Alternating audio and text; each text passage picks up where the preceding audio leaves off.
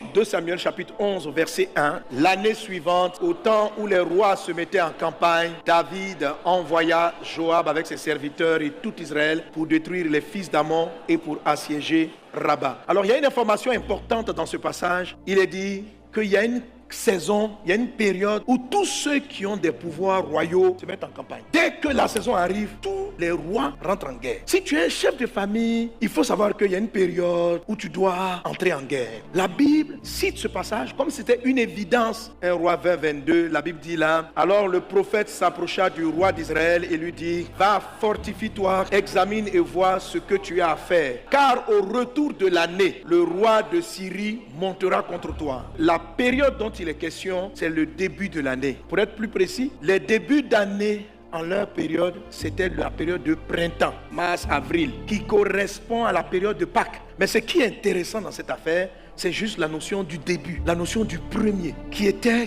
des périodes de guerre. Tu peux ne pas être conscient, mais en ce moment précis, tout ce qui est un pouvoir royal, et la Bible dit qu'il y a des rois des ténèbres, des rois mystiques dans ton village, il y a des rois mystiques dans des entreprises. Et cette période-là, même s'ils font la fête, leur pensée est quelque part.